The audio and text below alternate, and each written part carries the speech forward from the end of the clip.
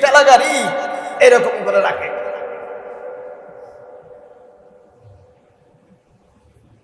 কিয়ামতের ময়দানে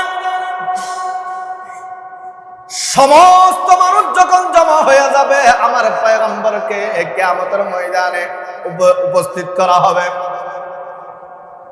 আমার আল্লাহ পাক পরওয়ারদিগার আলম বলবেন, মুহাম্মদ দাঁড়াও। আমার পয়গম্বরের সাথে লক্ষ লক্ষ মানুষ দাঁড়িয়ে যাবে কিয়ামতের ময়দানে। আল্লাহ পাককে জিজ্ঞেস করা হবে, ইয়া মুহাম্মদ, আমি আপনাকে বললাম দাঁড়াতে কিয়ামতের ময়দানে, এত মানুষ দাঁড়িয়ে গেল কেন?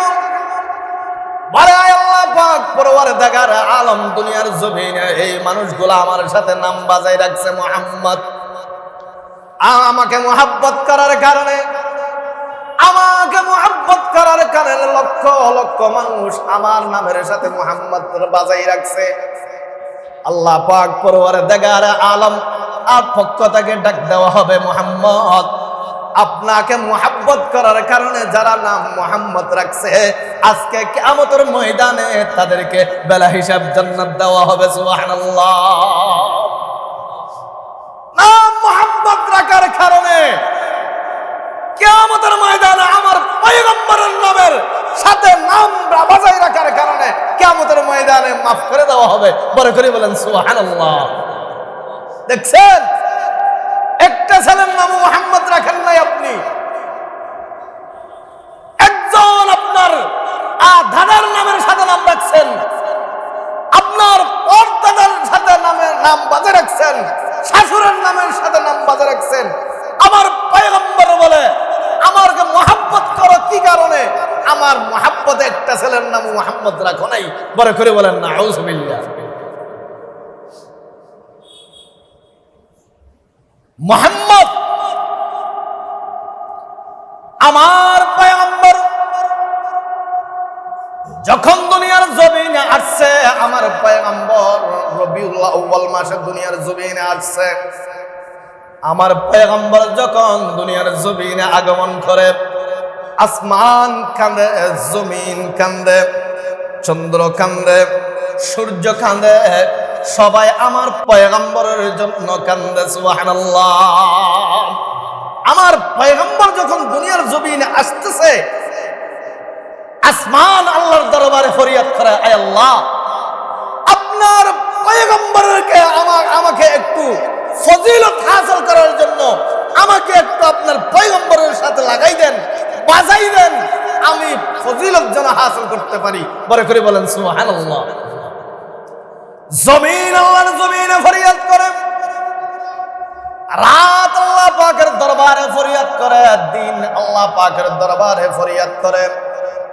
আমার পয়গম্বর যখন দুনিয়ার জমিনে আসতেছেন, যেই ওয়াক্তে আসতেছেন, এই সময়ের মধ্যে আল্লাহ পাক পরওয়ারদিগার আলম মুশিরওয়াত বাদশার শাহী তত্ত্ব এটা আল্লাহ পাকে তছনছ করে দিয়েছেন। সুবহানাল্লাহ। আমার পয়গম্বর যখন দুনিয়ার জমিনে আসছে, আমার পয়গম্বর আসার কারণে মূর্তি পূজক যারা ছিল, মূর্তি পূজকের মূর্তি তছনছ হয়ে গেছে। যারা বড় বড় বাদশাহী ছিল, আমার পয়গম্বর আসার কারণে, আল্লাহ পাক পরওয়ারদিগার আলম ওদের বাদশাহী আল্লাহ পাকে দুনিয়ার জমিনে তছনছ করে দিয়েছেন। সুবহানাল্লাহ। শেষ করে দিয়েছেন। আমার পয়গম্বর দুনিয়ার জমিনে সেহরির সময় আসছে, আসার সময় দুনিয়ার জমিনে আল্লাহ পাকের দরবারে ফরিয়াদ করায়, আল্লাহ আমাকে একটু সুযোগ দাও, আপনার পয়গম্বরের সাথে যেন আমি লাগতে পারি। আসমান আল্লাহ পাকের দরবারে ফরিয়াদ করে, রাত আল্লাহ পাকের দরবারে ফরিয়াদ করে, আজ জমিন দিন আল্লাহ পাকের দরবারে ফরিয়াদ করে। আল্লাহ পাক পরওয়ারদিগার আলম বয়ান করেন, দুনিয়ার জমিন, ও আসমান, ও রাত, দিন, আমি সবাইকে আমার পয়গম্বরের ফজিলত নামার সুযোগ করে দেব। সুবহানাল্লাহ। সবাইকে সুযোগ দেওয়া হবে। রাত আল্লাহ পাকের দরবারে ফরিয়াদ করে, আল্লাহ সুযোগ দাও আমার রাতের মধ্যে যেন আমার রাতের মধ্যে যেন দুনিয়ার জমিনে আমার পয়গম্বর আসে। দিনও আল্লাহ পাকের দরবারে ফরিয়াদ করে, দিনের মধ্যে যেন আমার পয়গম্বর দুনিয়ার জমিনে আসে। রাত আসমান ফরিয়াদ করায়, আল্লাহ আপনার পয়গম্বরকে আমাকে আসমানের মধ্যে একটু দাও না, আমি যেন ফজিলত হাসিল করতে পারি।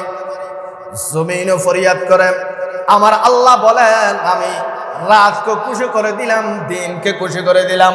রাতের শুরু অংশের মধ্যে আমার পয়গম্বরকে দুনিয়ার জমিনে পাঠাইলাম এবং রাতের শেষ অংশের মধ্যে আমার পয়গম্বরকে দুনিয়ার জমিনে পাঠিয়ে দিলাম। সুবহানাল্লাহ। রাতের শুরু, রাতের শেষ, দিনের শুরু। রাতকে খুশি করে দিলাম, দিনকে খুশি করে দিলাম। জমিন আর আসমান আল্লাহ পাকের দরবারে ফরিয়াদ করে। আল্লাহ পাক পরওয়ারদিগারে আলম বলেন, ও আসমান, তুমি যেই রকম আমার পয়গম্বরের জন্য পাগল, আমি স্বয়ং আমি আল্লাহ আমার পয়গম্বরের জন্য পাগল। সুবহানাল্লাহ। আগামদ নফলক মেরাজ আকা আমদ গফলক মেরাজ আম্বিয়া আউলিয়া মুহতাজ। আমার পয়গম্বরকে যখন আমি মেরাজ আসমানে আনবো, আমার আল্লাহ পাকের দরবারে আমার মেহমান বানাবো আমার পয়গম্বরকে। আমার পয়গম্বর যখন আমি আল্লাহ পাকের আরশের মেহমান বানাবো, ওই দিন তুমি আসমানকে আমি আল্লাহ পাকে খুশি করে দেব। সুবহানাল্লাহ।